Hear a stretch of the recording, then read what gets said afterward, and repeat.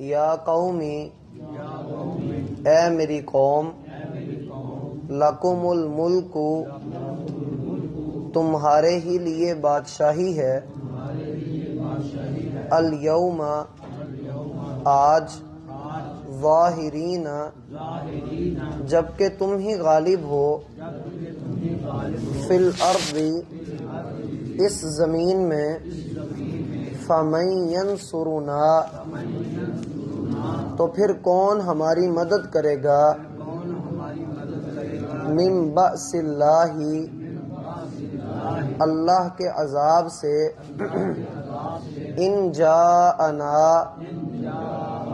اگر وہ ہمارے پاس آ گیا قال کہا فرعون نے ما اریکم نہیں میں دکھاتا تمہیں الا مگر ما ارا وہی جو میں دیکھتا ہوں وما اہدیکم اور میں تمہاری رہنمائی نہیں کرتا الا مگر سبیل الرشاد بھلائی کے رستے کی۔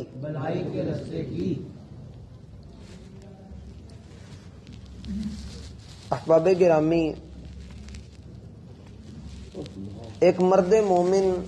جو موسیٰ علیہ السلام کے حمایت کے لیے کھڑا ہوا تھا، اسی کے کلام کو آگے بڑھاتے ہوئے اللہ تعالی نے مزید اس کی بات کو یہاں پر ذکر کیا ہے۔ اس سے پہلے ہم پڑھ چکے کہ اس نے بھرے دربار میں موسیٰ علیہ السلام کے حمایت کی، ان کی مدد کی، ان کے حق میں بولا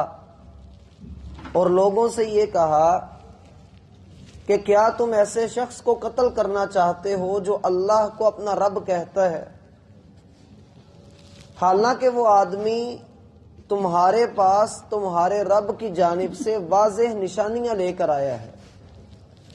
اب اگر وہ جھوٹا ہے تو اس کے جھوٹ کا وبال اس پر ہے، اور اگر وہ آدمی سچا ہے تو پھر تم لوگ جو کام کر رہے ہو، اس کی نافرمانی کر رہے ہو، تو اللہ کا عذاب اپنے کچھ حصے کے ساتھ تمہارے اوپر اتر سکتا ہے۔ اور یاد رکھو کہ اللہ کسی بھی حد سے بڑھنے والے کو، جھوٹے کو اللہ ہدایت نہیں دیتا۔ اس نے مزید اپنی بات کو آگے بڑھایا اور کہا یا قوم لکم الملک اليوم ظاہرین فی الارض، اے میری قوم آج تم اس سرزمین کے اوپر غالب ہو، آج یہاں تمہاری حکومت ہے، تمہاری قیادت ہے، تمہارا غلبہ ہے، لیکن یہ تو دیکھو تمہاری حکومت کن لوگوں پر ہے۔ آگے ذکر آ رہا ہے اگلی آیات میں کہ یہ بنی اسرائیل پر حکومت کرتے تھے۔ یوسف علیہ السلام آپ جانتے ہیں کہ وہ مصر میں رہا کرتے تھے، اور بعد میں انقلاب زمانہ کے ساتھ اسرائیلی لوگ وہ مغلوب ہو گئے، اور فرعون نے، قبطیوں نے ان کے اوپر حکومت کرنا شروع کر دی۔ فرعون چونکہ ایک جابر حکمران تھا اور بنی اسرائیل کے ساتھ اس کی دشمنی تھی، تو یہ ان پر شدید ظلم کیا کرتا تھا۔ اللہ تعالیٰ نے 15ویں پارے میں سورہ بنی اسرائیل میں بنی اسرائیل کو یہ احسان بھی یاد دلایا ہے کہ اے بنی اسرائیل، وہ وقت یاد کرو جب تاریخ کے دھارے میں 2 مرتبہ تم پر تباہی آئی۔ ایک بادشاہ بخت نصر تھا جس نے بنی اسرائیل کو تباہ و برباد کیا، اور دوسرا فرعون تھا جس نے ان پر شدید ظلم کیا۔ تو بنی اسرائیل کا ظلم ہونا، ان کے اوپر ظلم کا کیا جانا، وہ آدمی فرعون کے دربار میں، چونکہ وہ فرعون کا جو ہے وہ درباری تھا، فرعون کا وزیر تھا، تو اس نے فرعون کے دربار میں کھڑے ہو کر کہا لَكُمُ الْمُلْكُ الْيَوْمَ ظَاهِرِينَ فِي الْأَرْضِ، آج اس زمین پر غلبہ تمہارے پاس ہے۔ لیکن یہ بھی تو سوچو کہ اگر یہ غلبہ آج ہمارے پاس ہے تو ہم سے پہلے انہی لوگوں کے پاس تھا جن پر ہم حکومت کر رہے ہیں۔ جب انہوں نے اللہ کی نافرمانیاں کی، اللہ تعالی کے دین سے بغاوت کی، تو اللہ نے ہمیں ان کے اوپر مسلط کر دیا، اللہ نے ہمارے ذریعے سے ان کو عذاب دیا۔ آج اگر ہم بھی انہی کی روش اختیار کریں گے تو آج اگر یہ ہمارے پاس ہے تو زمانے کا، وقت کا کچھ پتہ نہیں، راتوں رات بدل جائے اور آج جو مغلوب ہے کل وہ ہم پر غالب آ چکا ہو۔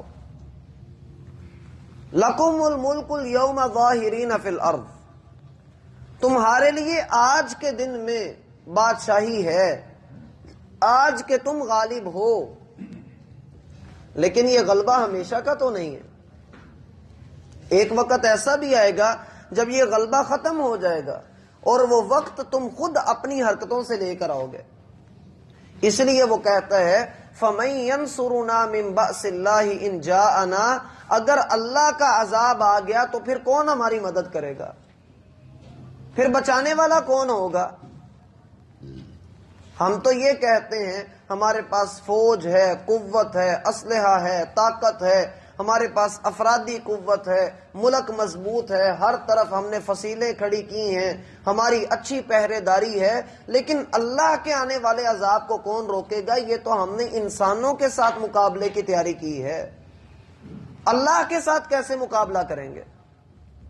اگر ہم موسیٰ علیہ السلام کی نافرمانی کرتے ہیں، ان کو قتل کرتے ہیں اور یہ کہتے ہیں کہ یہ ہمارے ملک میں فساد کھڑا کرے گا، تو یاد رکھو اگر اللہ کا عذاب آ گیا اور موسیٰ سچے ہوئے تو پھر ہمیں کون بچائے گا؟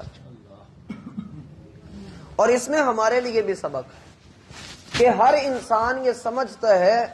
کہ میرے پاس جو کچھ ہے شاید اس نے ہمیشہ ہی رہنا ہے، اور وہ اس کے اوپر راضی ہو کر، اس کے اوپر تکیہ کر کے وہ یہ خیال کرتا ہے کہ بس اب میں بہتر ہوں، باقی سارے حقیر ہیں۔ وہ دوسروں کو حقیر سمجھتا ہے، حقارت کی نگاہ سے دیکھتا ہے۔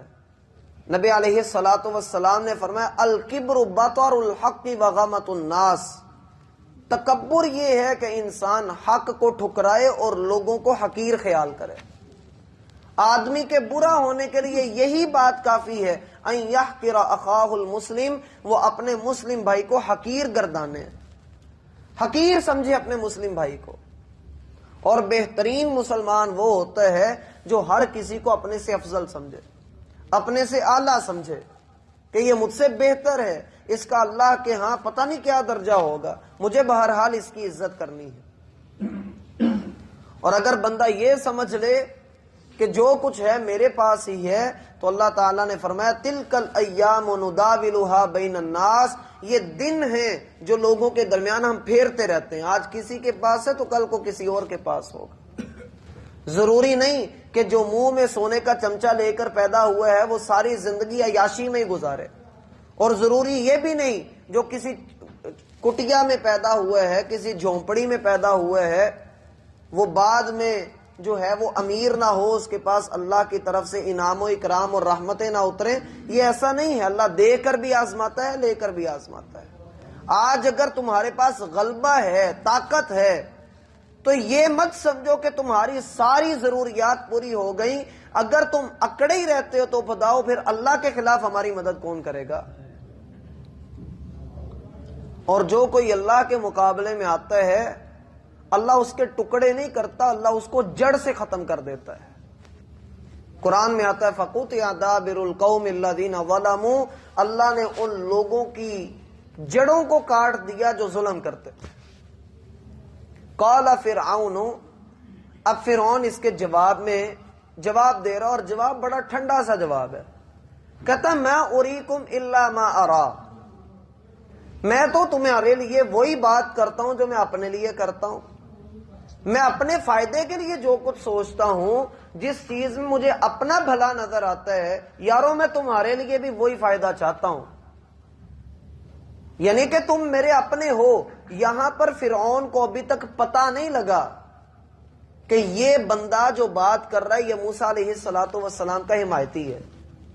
ایک جواب تو اہل علم نے اس کا یہ دیا کہ اتنا ٹھنڈا جواب فرعون جیسا جابر حکمران دے، چاہیے تو یہ تھا کہ وہ یہ بات سن کر اس کو بھی قتل کروا دیتا، لیکن اس نے بڑے ٹھنڈے انداز میں کہا ما اریکم الا ما ارا، میں تمہارے لیے بھی وہی چیز دیکھتا ہوں جو میں اپنے لیے دیکھتا ہوں. یعنی سادے لفظوں میں کہ تمہارا اور میرا مسئلہ ایک ہی ہے، ہم دکھ سکھ کے ساتھی ہیں. جو مجھے چیز تکلیف دے رہی ہے وہی تمہیں بھی تکلیف دے رہی ہے، اور جس تکلیف میں تم ہو تمہاری تکلیف کو میں اپنی تکلیف سمجھتا ہوں. اس کی ایک وجہ تو اہل علم نے یہ بتلائی کہ فرعون کو ابھی اس کے مومن ہونے کا پتہ نہیں تھا، اگر پتہ لگ جاتا تو وہ اس کو بھی شہید کروا دیتا. دوسرا جواب جو زیادہ بہتر ہے، زیادہ سمجھ میں آنے والا ہے، وہ یہ کہ اصل میں موسیٰ علیہ السلام کے معجزات کی ہیبت فرعون کے دل کے اوپر پڑی ہوئی تھی، اور جب اس بندے نے اتنی لمبی بات کہی جس میں ہم نے پڑھا بھی کہ اللہ کو اپنا رب کہنے والے آدمی کو تم قتل کرنا چاہتے ہو، اور جو اس نے کہا، فرعون لاجواب تو پہلے ہی تھا. اب جب اس نے دیکھا کہ موسیٰ علیہ السلام کی دعوت، ان کے بیانات میرے دربار تک پہنچ گئے ہیں، تو اگر میں نے اپنے کسی درباری کو بھی قتل کیا تو اس کا مطلب ہے موسیٰ سچے ہیں.